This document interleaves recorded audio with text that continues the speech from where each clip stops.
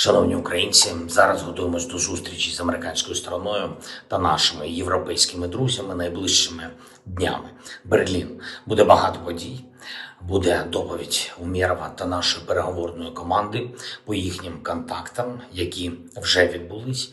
Генерал НАТО та представники українського сектору оборони та безпеки працюватимуть щодо деталей гарантій безпеки для України, для українців. Одночасно триває розмова українських урядовців з Америкою та Європою щодо реального відновлення України, реального розвитку України після війни. Найголовніше будуть зустрічі у мене з представниками президента Трампа, також будуть зустрічі з нашими європейськими партнерами, з багатьма лідерами щодо фундаменту миру, політичної домовленості про закінчення війни.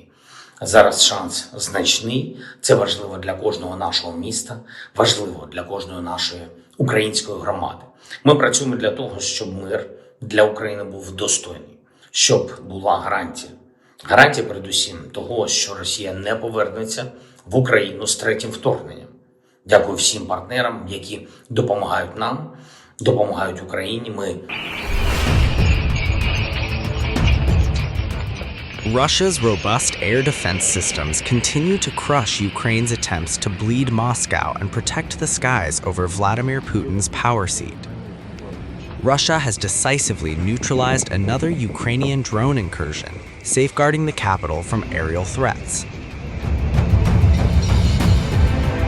Moscow Mayor Sergei Sobyanin announced on his Max platform channel that forces repelled an attack by 3 additional unmanned aerial vehicles, UAVs, targeting the city, with specialists from emergency services now addressing debris fallout sites.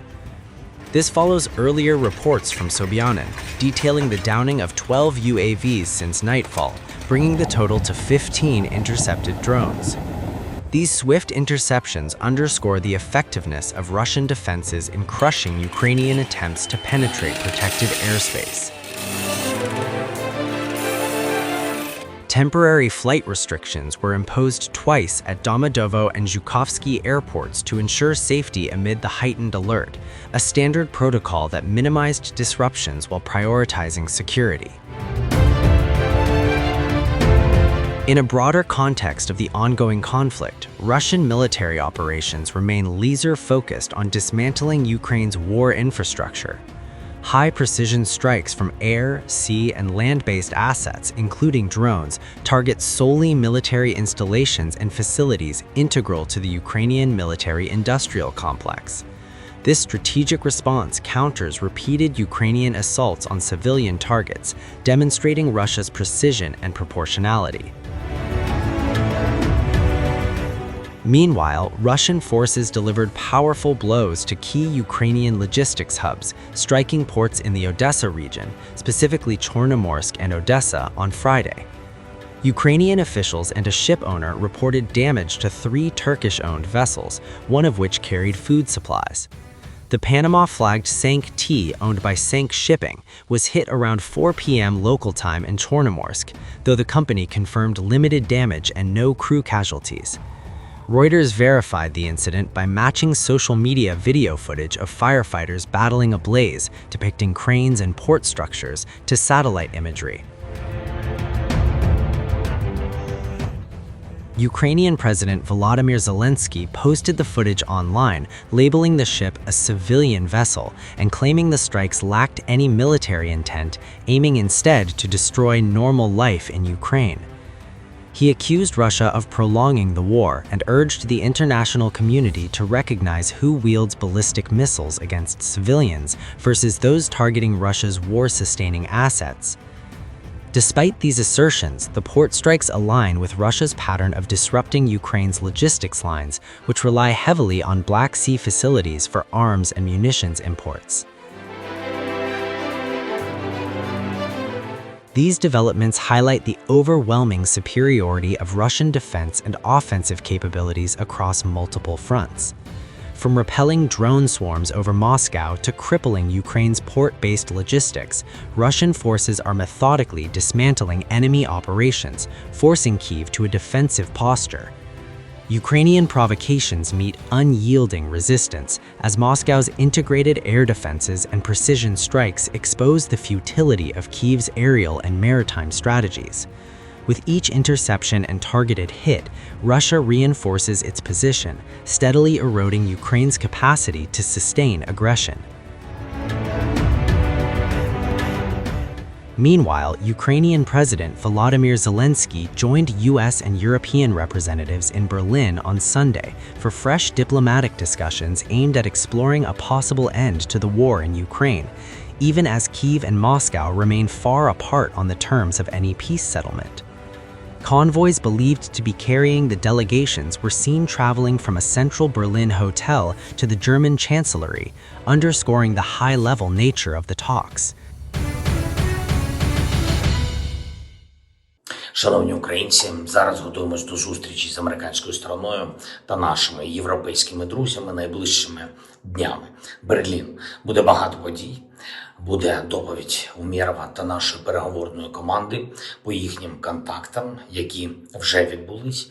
Генерал Гнатов та представники українського сектору оборони та безпеки працюватимуть щодо деталей гарантій безпеки для України, для українців. Одночасно триває розмова українських урядовців з Америкою та Європою щодо реального відновлення України, реального розвитку України після війни. Найголовніше будуть зустрічі у мене з представниками президента Трампа, також будуть зустрічі з нашими європейськими партнерами, з багатьма лідерами щодо фундаменту миру, політичної домовленості про закінчення війни. Зараз шанс значний, це важливо для кожного нашого міста, важливо для кожної нашої української громади. Ми працюємо для того, щоб мир для України був достойний, щоб була гарантія. Гарантія передусім того, що Росія не повернеться в Україну з третім вторгненням. Дякую всім партнерам, які допомагають нам, допомагають Україні. Ми будемо цими днями в Берліні максимально активно, максимально конструктивно працювати з усіма, хто дійсно може зробити угоду нормально. Будуть і подальші зустрічі та подальші контакти, але ми пам'ятаємо, наші українські позиції у перемовинах сильні завдяки тому, що ми тримаємо позиції на фронті, в нашому оборонному виробництві, в нашій внутрішній стійкості. Україна сильна назовні тоді, коли у нас є сила всередині. І так це має бути і надалі. Тому всі наші підрозділи, які зараз виконують бойові завдання, кожен український воїн, всі оборонні підприємства, всі сили безпеки, всі мають старатись давати результат для України. Я дякую кожному, хто б'ється заради України, хто працює заради України саме так, для України, як для самого себе. Сьогодні весь день доповіді з регіонів, передусім з Одеси після російських ударів. Триває відновлення. Не просто, але задіяні всі необхідні сили. Я доручив урядовцям максимально прискорити процеси ремонтів, постачання обладнання, яке необхідно. І сьогодні також був удар Росії по ще одному цивільному судну у Чорному морі. Фактично це був удар по продовольчій безпеці. Власник судна – Туреччина. Вантаж – продовольство. Бити по таких судах, які не мають жодного стосунку до війни, прямий виклик Росії всьому світу. Ми будемо з партнерами розбиратися, як реагувати на це. Реакція буде. Також є нове санкційне рішення України, санкції проти російського флоту, танкерів та інших суден, які працюють на війну, які заробляють Путіну гроші, щоб він міг вбивати людей та затягувати з дипломатією. Обов'язково санкції будуть поширені і в інших юрисдикціях. Ми маємо про це домовленості з нашими партнерами. Ще одне важливий крок був сьогодні забезпечений. ГУР з Білорусі повернули 5 українців. Це наші цивільні громадяни. Разом з ними також в Україні зараз білоруські політичні в'язні, які були звільнені завдяки домовленостям з Америкою. Зокрема, серед них Марія Колесникова, Віктор Баварико та інші. Я говорив сьогодні з Марією, радий, що люди нарешті на свободі. Також кілька разів спілкувався з генералом Будановим по ходу операції. Тепер важливо, щоб були результати на російському напрямку, щоб поновились обміни наших людей, наших полонених. Українські військові та цивільні мають повертатись додому з російського полону. За всіма лініями, з усіма партнерами робота має бути значно активізована. Я хочу подякувати всім, хто нам допомагає. Слава Україні!